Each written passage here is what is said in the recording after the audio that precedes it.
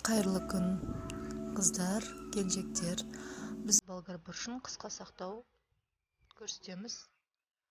Мындай болгар бурчун алып, ортасын кесип, ишин тазалап, дәндерин алып, мындай мөлшерде кесемиз. Өздеріңізге ыңгайлы вариантта кессеңиздер болот.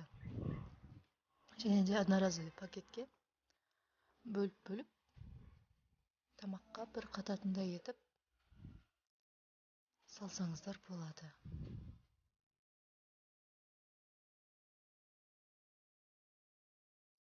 Мен мынадай етіп турадым. Және әртүрлі түрінен алған жақсы. Және де қазір помидорды да өйстіп турап салып қоямын.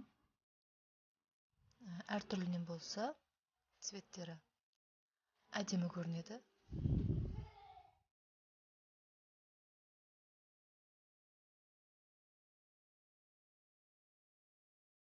Мынадай одноразовый пакеттерге салсаңыз болады, немесе арнайы пакеттер. Аузы жабылатын, бекітілетін пакеттер сатып алсаңыз болады. Маған ыңғайлысы осы пакеттер.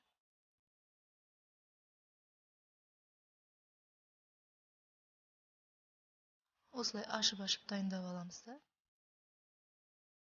Жуылып тазаланған болгар бурчун бір қататындай етіп пакеттерімізге бөліп саламыз.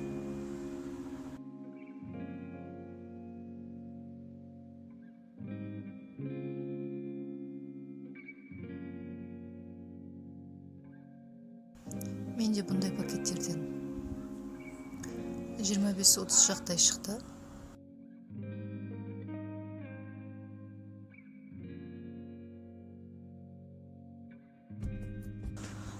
Осылай тегіс-тегістеп шайып, пакеттің түбіне әдемілеп ораймыз, ыңғайлы қылып. Болгар бурчунун құрамында витаминдер өте көп. Және де мұздатқышқа салған кезде олар өз құрамындағы витаминдерді жоғалтпайды. Сондықтан қыста болгар бурчун табу өте қиынға соғады. Сондықтан өстіп қысқа алдын ала дайындап пакеттерге салып қоямыз.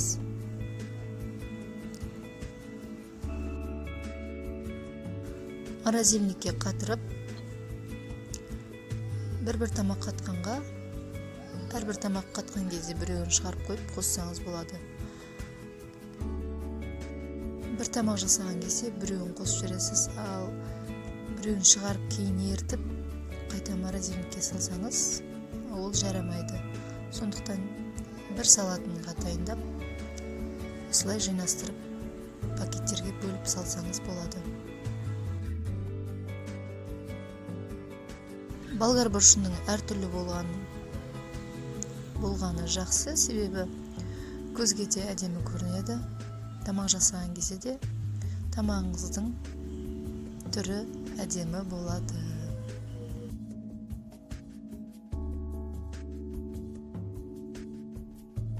Мұздатқышқа салып, яғни морозильникке салып қатырудан қорықпаңыз, себебі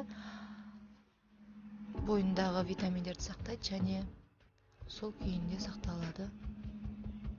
Және әрбір тамаққа қосқан кезде болгар бурчунун дәмі кіріп, тамақтың дәмін келтіреді.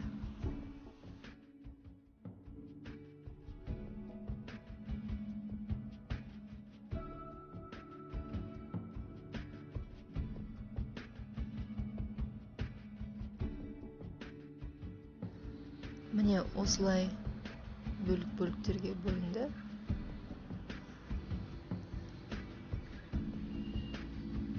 Сіз өзіңіздің қалауыңызша турап қатырсаңыз болады.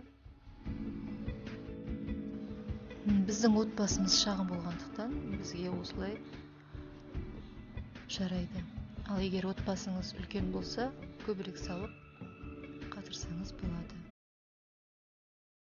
Және де перецтердің дәндерін алып, жуып тазалап кептіріп, бір-бірінің ішіне кигізіп сақтасаңыз да болады.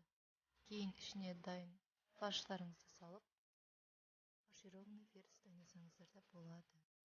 Егер пайдалы кеңестерім ұнаса, лайк басып, қолдап кетіңіз. Видеоны менімен бірге көріп, тамашалағандарыңызға бай, бақытты болыңыздар, аман болыңыздар.